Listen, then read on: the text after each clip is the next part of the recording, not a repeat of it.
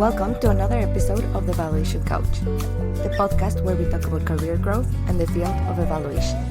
I'm your host, Maria Montenegro. Hello and happy 2026. I don't know about you all, but I wasn't expecting 2026 to start off in such an eventful way. Before I get started, I want to say to my Venezuelan friends and those in our evaluation community living in Venezuela, I'm thinking of you and really hoping that this year brings you a democratic and safe country. If there's something that we can learn from the past events in the first few days of 2026 is that some people in very expensive offices are not wasting any time to make their 2026 New Year's resolutions happen. And I am going to follow suit. One of my New Year's resolutions is to increase the reach of the Evaluation Couch. And that's why you're seeing the very first video episode for the podcast. This is also a New Year's resolution that you can support. If you like this podcast, if you find an episode helpful, make sure that you share with your friends because sharing is caring. January is going to be a very busy month for me. I'm starting with hosting my first free live training called Own Your Edge Masterclass on January 20th. It's going to be 90 minutes where I'm going to walk you through my 3-step framework to build the evaluation career that you deserve so that you can start the year in the best possible way. The episode notes will include the registration link so you can learn more. And I'm also getting ready to launch for the very first time the Evaluator's Edge. This is my signature coaching program that I've been working on for the past 8 months. It's a 12-week program to support experienced evaluators to build the careers they deserve. We do reflective practice, we work on branding so that people can land the roles they want, and we develop a strategic action plan to help you reach your goals. I'm so grateful that in 2025, I had 7 evaluators who trusted me to be part of their career journey and completed the program.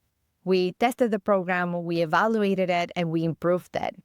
Today's episode actually comes from one of my conversations with one of these clients. This episode is for anyone who has ever doubted whether they belong in the field of evaluation or in a leadership role because of their personality. So if that's you, this is for you. So I want to give you some context of where this episode came from. I was having a coaching call with one of my amazing clients, and they shared that they weren't sure if they could step into facilitating conversations for evaluations. We had known each other for a while. I knew their strengths, I know they're more than capable of doing this work. And so I asked a few more questions, and what came up was that they had never seen someone like them in leadership roles. And in the organizations where they work, people in leadership roles tended to be the ones that facilitated conversations with clients and evaluation partners. And they just hadn't seen people like them, people that are thoughtful and make up space for others, that are very analytical in those positions. Instead, they were used to seeing people that are loud, very extroverted, kind of out there. Well, they interpreted this as being like, if I have this personality, then I don't belong in those spaces. I don't belong in that type of role. And that is the conversation that really motivated this episode, because I have noticed that this is not an isolated event. I have met so many evaluators that question whether they belong in our field and are ready for that next step in their career, not because they're unqualified and don't have amazing experience, but because of their personality. And this isn't random. It's shaped by who we see in these positions. In evaluation, as well as across many fields, research has documented that people that have certain personality traits, those that tend to be more seen as extroverted, tend to be overrepresented in leadership positions. And that is exactly why this conversation is something that I wanted to bring to the podcast. What I want you to know is that regardless of the personality that you bring into our field, you belong here. And you would bring so much value to any leadership position that you take. So today we're going to talk about personalities and leadership in evaluation. Not to tell you that you need to become a specific person to be ready for a leadership role, but instead to show you that you don't need to be a different person to step into that next level. What I want to do is make the case that there's no one type of personality that is right for leadership roles. They all have different styles, drawbacks, and natural strengths. All of them can grow and adapt so that they can become more effective leaders. So here's what we're going to cover today.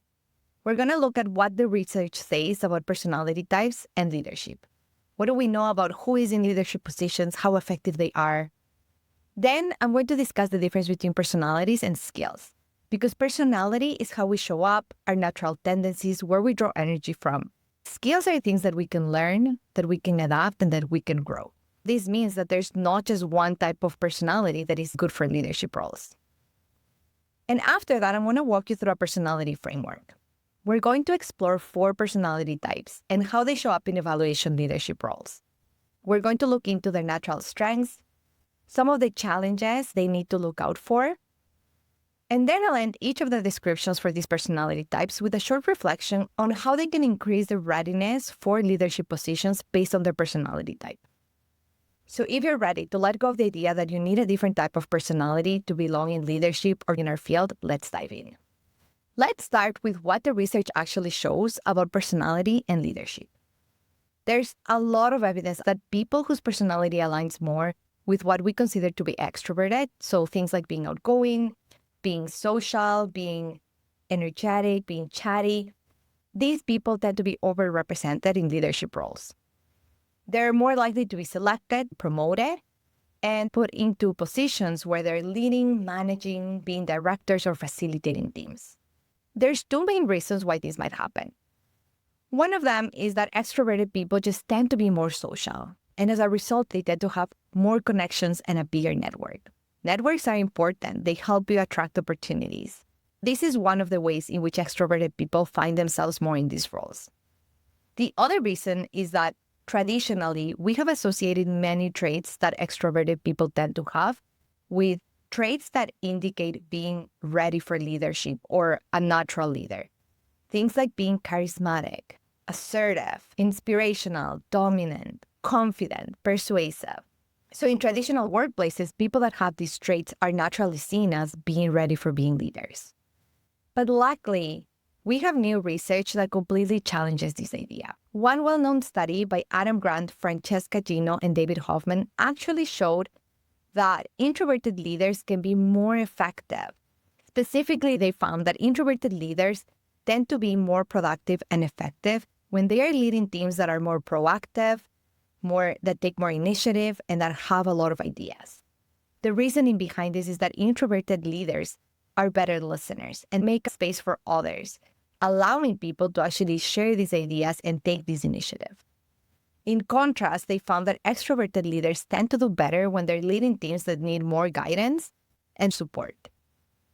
What this study showed is not that introverted or extroverted leaders are better, but that any type of personality can be effective as long as the leader is a good match with the team, which completely disrupts this idea that certain traits naturally make you a better leader. Other research has highlighted the different value that introverts bring into leadership roles, with things like being prudent, taking more time to analyze things before making decisions, being strong listeners, which helps make a space for diverse voices, bringing a calm and reassuring energy, which is so important when working in organizations with constant change, chaos, or uncertainty. Many introverted leaders also have an affinity for writing, which is so important in evaluation, where you need to develop written documents for different audiences. So now, I want to be clear, this is not a psychology podcast. We're not going to talk about what's better or why is one type of personality this way versus another.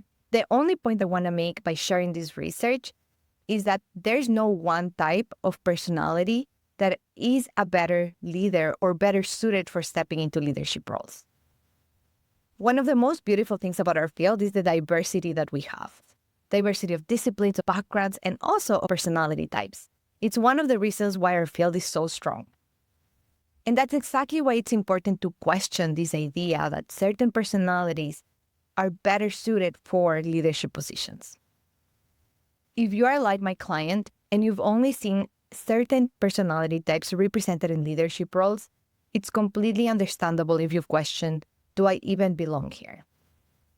But the fact that you haven't seen someone like you in those roles doesn't mean you wouldn't bring amazing value into them. So instead of asking, am I the right person for leadership?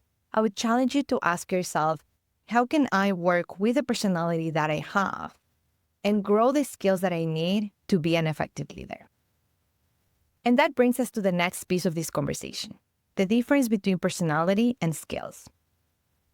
Personality shapes how we naturally show up in the world, what our energy is, our default style, what feels good or easy for us, and what feels draining. In contrast, skills are things we can learn. We can practice them and we can grow over time.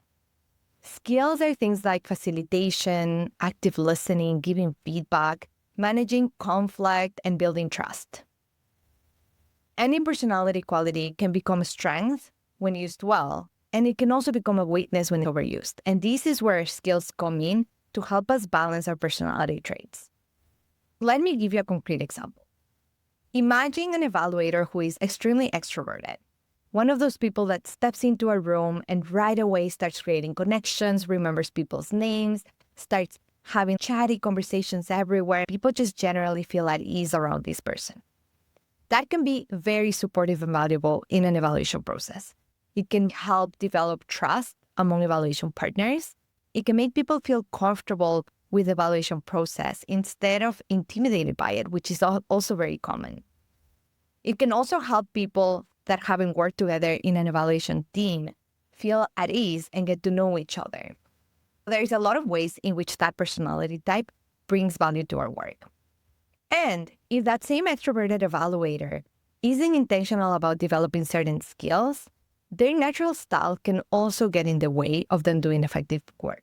For example, they might naturally speak more and tend to fill silences and dominate the conversation, which could result with some people feeling left out of the evaluation process.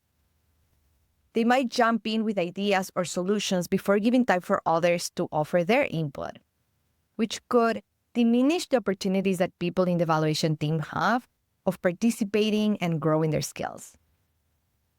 They might also not notice when quieter voices are being disengaged from conversations because of their own energy and because they are constantly engaged. This could lead to partners disengaging from the evaluation process without them noticing. So what happens is that this amazing personality that can offer so much value in the evaluation process can also start getting in the way if it's not balanced with the right skills. The solution isn't for this evaluator to stop being extroverted, social, and completely tone down their natural personality, but it is to develop skills that can balance some of those traits. For example, learning to pause and leave space after asking questions so that people can have an opportunity to really speak out and feel safe doing so. Or practicing active listening. They can also use facilitation tools to make sure that everyone has opportunities to provide input in a safe way. And they can also check in with quieter participants and invite their input to make sure everyone remains engaged throughout the evaluation process. Being an extrovert brings value to the evaluation process, but to be an effective leader, extroverted evaluators need to also grow skills that are going to ensure everyone feels heard, respected, and trusted. The same happens with every personality type. If you're more introverted, reflective, analytical, those are strengths that are going to bring so much value to your evaluation work. But you might also need to grow skills like speaking up in meetings, managing group energy, or advocating for your own ideas. If you're more structured and detail-oriented, that's also a strength. But you might need to grow skills around flexibility, adapting to ambiguity, and holding space for messy conversations that can easily come up in the evaluation process. The point isn't to change who you are and what your natural tendencies are, but instead it's to understand what your natural style is and identify the skills that can help you become a more effective leader. We've seen that personality shapes how we show up in the world, and that you can also develop skills to balance some of those traits to be an effective leader. Now, I want to make this more concrete because just talking about personality is a little bit vague. So the framework I'm going to use is called the DOPE framework. And it stands for Dove, Owl, Peacock, and Eagle. What this framework does is it uses birds to explain different personality types. Now, I do want to make a disclaimer that this is not the only nor the best framework out there to explain personality types. But there are two main reasons why I'm using it. The first one is that 3 years ago, when I started my own leadership journey, I actually had a facilitated team session at my work where we used this framework. Everyone had to do a test We got the test to tell us which bird we were. And then we had a coach facilitating a session where we learned how the different types in our team interacted and how we could better work together. So I'm drawing some of my experiences there, but I just genuinely really enjoyed that session and I found it super helpful. The second reason why I'm using this framework is that it was intentionally made to be simpler and more relatable than other frameworks. I can totally relate to this because I have taken the Myers-Briggs personality test many times in my life, and for the life of me, I cannot guess what my code, my names, labels are. So I'm making the call that the DOPE framework is more ADHD friendly and easier to remember. So that's what we're going to use for this episode. What I'm going to do is I'm going to introduce you to the 4 different personality types, and I'm going to share what their natural strengths are and what are some of the things that they should watch out for when it comes to evaluation or leadership roles. And then at the end, I'm going to share a short reflection on how each of these types can develop certain skills to become better leaders. You'll also find a link to the website of the owner of this framework, which describes each of the 4 bird types in more detail. As far as I know, the owner of the framework is Dr. Gary Couture, so you can take a look at the website and learn a little bit more about this person too. So the DOPE framework organizes the 4 types of birds over 2 axes. The x-axis goes from introvert on one side to extrovert on the other, and the y-axis goes from goal-oriented to emotionally charged. The bird that is extroverted and emotionally charged is the peacock, or the showy bird. The bird that's introverted and emotionally charged is the dove, or the bird of peace. The bird that's introverted and goal-oriented is the owl. This is the methodical, analytical bird, also called the wise owl. And lastly, the bird that is extroverted and goal-oriented is the eagle. Strong hunter, results-oriented, often considered the natural leader. For those that are not watching the video, you will also find a visual in the episode notes so that you can follow along and see where each of these 4 bird types fall in the spectrums. Now, as I walk you through these 4 types, I encourage you to think about which one seems to describe you the most. You can also take the test to see which bird you are.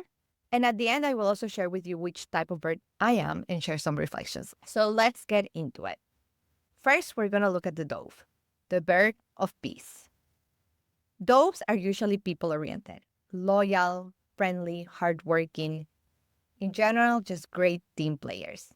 They're not overly extroverted or are out there, but in many ways, they're the ones that hold the team together.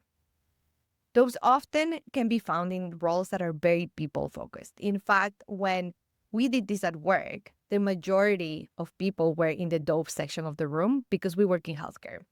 You can also find a lot of doves in education, in social work, in nursing, and any field that is very people-focused.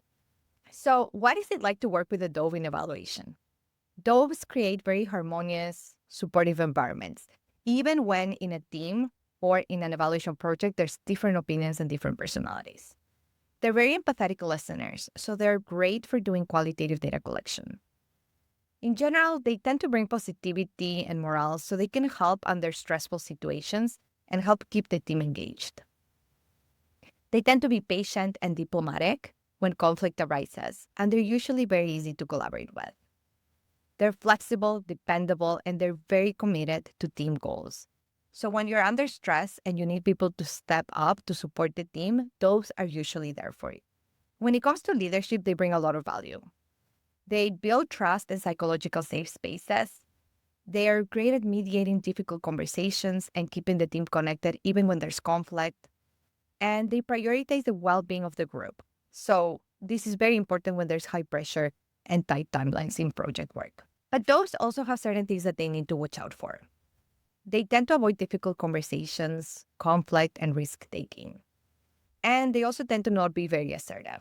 As the leaders, especially in evaluation, being assertive is important when we need to negotiate scope of work, timelines, or when we need to push back to protect our team. We also have to often present findings that people might not always like. So being able to managing difficult conversations is going to be important, but not something that those are going to feel necessarily comfortable with. Because those put others first, they are at a higher risk of burnout and even of being taken advantage of if they're not in the right environment. Because they're emotionally charged, they may also seek external validation and can be defensive when receiving feedback. This is super important for any bird that is emotionally charged, because when you're stepping into leadership or new positions, having candid feedback is extremely important and helpful for your work. So to sum up, for those amazing team players, they bring so much harmony and they're just so enjoyable to work with. Things that they need to watch out for in order to grow in their leadership are building assertiveness, boundary setting, and learning how to receive feedback with curiosity rather than defensiveness. Next, we're going to talk about the owl, the wise owl. Owls are introverted and goal-oriented. They tend to be analytical, methodical, mathematical, and sometimes they can be perfectionists. They take their time making decisions because they like to consider things from multiple perspectives and they like to consider things using all factors. And they can be inflexible or struggle when things don't seem to follow a logical sense, patterns, or rules. I have an untested theory that many owls are actually in the field of evaluation because it's just such a natural fit. Their minds are very analytical, they like data analysis, they like processes and rules, but you be the judge of that. I'd love to hear my listeners identify with this type of bird. In general, owls love details, structure, but they don't like risk-taking as much. So, what is it like to work with owls in evaluation? Owls are very analytical, methodical, and systematic. So they're just naturally really good when it comes to doing research, data analysis, and following rigorous processes. They pay close attention to detail, they think critically, and can solve complex problems. They also make well thought out decisions, considering many factors and not acting on impulse. In evaluation work, owls tend to be very thorough. So this leads to high quality data, strong processes, and efficient and organized work. I have to admit that I have an owl in my team, and their amount and value that they bring in terms of organization work, in addition to just being amazing evaluators, is something that I really value because I'm not an owl, so that's not my strength. When it comes to leadership, they bring strong analytical and strategic thinking because they're really good at considering many factors. They bring reliability and precision in planning and execution, which is very helpful, especially if they're leading multiple projects at the same time. They have a focus on quality, rigor, and doing things the right way. I also have a theory that when you're earlier in your career, working under an owl for this reason can be a very, very rich learning experience. But they also have some things that they need to watch out for. They can be slow to make decisions, especially if they don't have all the information, which is important because when you step into leadership positions, you're often in a position where you need to make decisions right away without all the information and sometimes in situations of uncertainty. They can be inflexible when things don't follow a clear pattern or rule. So when it comes to navigating complex and changing environments, they can struggle a bit with this. They also tend to not like risk. So they can tend to default to the status quo rather than innovating and improving work. And then there's also that aspect of perfectionism. I know that many of us have sometimes romanticized perfectionism, like when you practice interview questions and you get ready for the what's your biggest weakness, and somewhere someone told us you should talk about being a perfectionist because it's actually a good thing. I actually want to really just make a side note here that perfectionism is not a good thing and it can actually have serious risks that you should consider. So when it comes to work, it can slow down progress, especially under tight constraints, which can have impact on efficiency, on costs, on meeting deadlines. But most importantly, on a personal level, it can really, really impact your work-life integration. And it can be harmful for your mental health, especially if your perfectionism is paired with anxiety, self-criticism, and tying your self-worth to your work. So for owls, you bring so much value, natural fit for the field of evaluation. But there's a few things you need to develop and skills you need to develop to be more ready for leadership positions. Things like being able to make decisions under uncertainty, having flexibility, and managing perfectionism so that it's not harmful for you. The next bird that we're going to talk about is the peacock, the expressive communicator. Peacocks are extroverted and people-oriented. They're enthusiastic, optimistic. They like to maybe sometimes be the center of attention. They love to talk and share ideas. When it comes to evaluation, this ability to really talk and bring people together and create buy-in can be very helpful and can make a big difference because oftentimes we're in a position where we need to defend the value of our work and create buy-in for evaluation processes. In addition to that, working in evaluation with peacocks can look like having people that bring energy and optimism that lift in morale. They can generate creative ideas, which can be very helpful in creating buy-in around new approaches or different ways of doing things. They can connect easily with clients, partners, and even people within your evaluation team because they're very social and outgoing. They can also use their high levels of energy to adapt quickly to changing circumstances. But like with any bird, they also have drawbacks. Some of the challenges that peacocks may face, especially when it comes to leadership position, include talking more than the amount that they listen, which can limit their understanding of others' perspectives. They can struggle with time management or focus because of their high enthusiasm and just because they're like constantly having multiple interests, talking with different people. They also tend to be impulsive when decision making instead of considering all the factors. So having an owl around can be very helpful for peacocks. They can struggle with disorganization or following structured processes. And because they're also overly charged, they can also be sensitive to criticism. When it comes to leadership, there's a few characteristics of peacocks that are very helpful. Their high energy can be motivating for teams, and it can help rally people towards a goal or a vision. They also tend to have strong presentation and storytelling skills because they talk a lot. So that can inspire engagement. Their warmth and charisma also can foster stronger relationships, which are very important in evaluation. So in order to balance these traits and some of the things that peacocks need to watch out for, there's areas that peacocks should focus on, such as strengthening active listening to create space for others to equally participate. Developing routines and time management processes so that they support follow-through and the processes that are implemented in the workplace. Building resiliency and openness to constructive feedback is very important. And also channeling that enthusiasm into focused and sustained action. So peacocks, the energy, the positivity, and the people-first approach add so much value to evaluation processes. But they also have to focus on developing certain skills to make sure that their communication is not just about speaking, but also about listening and including others.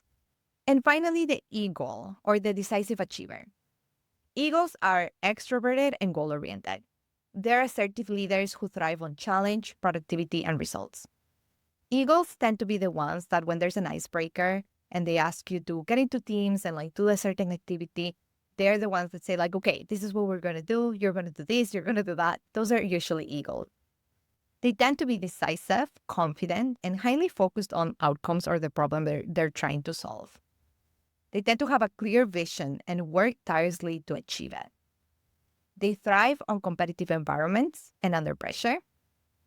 They also tend to be strategic thinkers and act quickly, even if they don't have enough information or the full picture. They take initiative and naturally assume leadership roles. Because of these traits, eagles are seen as the natural leaders in traditional workplaces. Organizations also value eagles a lot because eagles are results-driven. So oftentimes they're good for achieving organizational results or priorities. When it comes to leadership, they bring a lot of value, including setting clear vision and strategic thinking, having strong decision-making and accountability, having the motivation and the drive to push teams towards a same goal, and having a sense of purpose and momentum to achieve results. Like with any other bird, there's a few things that eagles have to watch out for.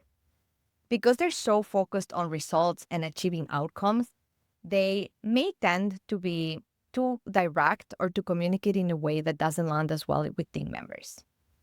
They also can become inflexible or stubborn, especially if something is getting on the way of them achieving results. Because of this, they may overlook others' perspectives or needs in pursuit of achieving their goals. And sometimes they can tend to prioritize that achievement, that outcome, that result over collaborating, making people feel included and participate in the process.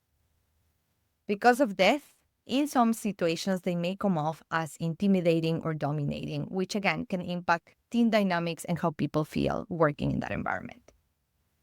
So for eagles, areas of growth include practicing empathy and emotional awareness of team interactions, developing patience and openness to different viewpoints and different working styles. This is where personality frameworks like this one can be so helpful, just increasing awareness of how do other birds work like and what are their preferences and what are their strengths.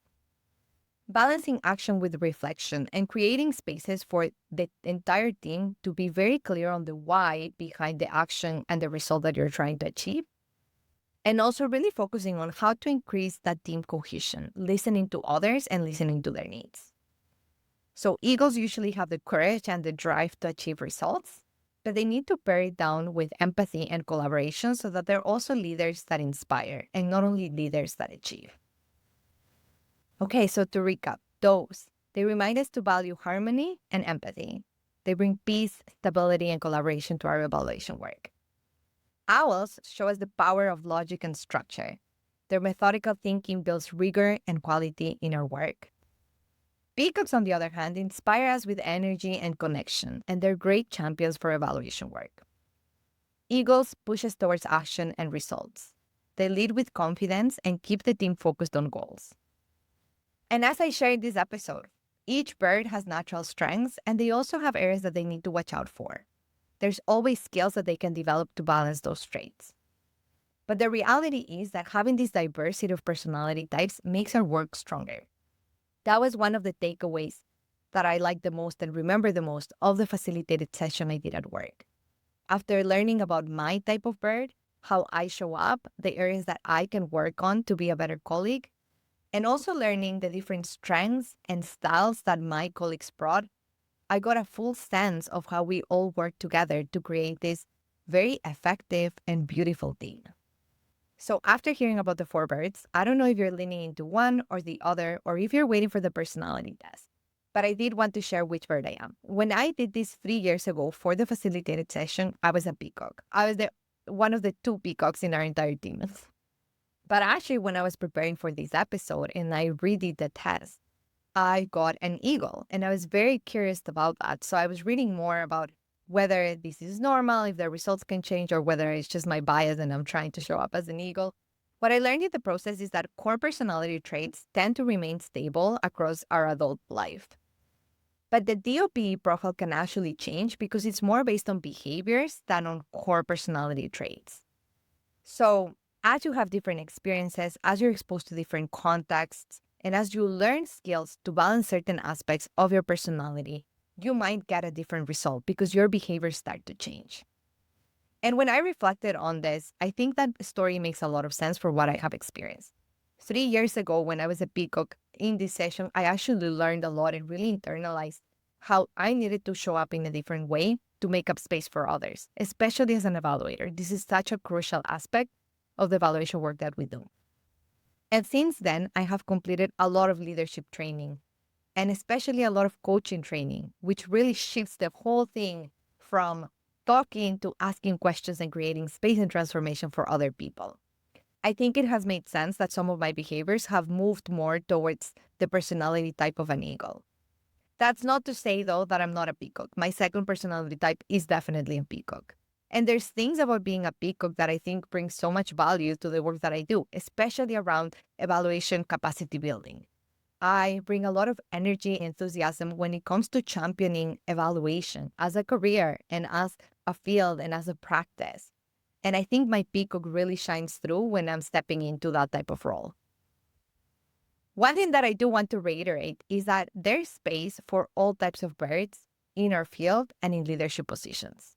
And I know that me sharing I'm a peacock and an eagle, both extroverted birds, doesn't necessarily support that. So I want to tell you a story about one of my closest friends who is also an evaluator. And her name is Emily. And she actually just stepped into a manager role. And I am 100% confident that she's going to be amazing. And also that the people that she manages are just so lucky and have been blessed by having her as a manager and as a person that they can learn and who's going to support them.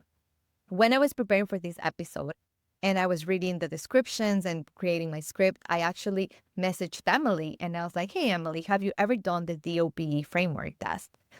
And she's like, no, why? And I'm like, oh, because you're 100% a dove.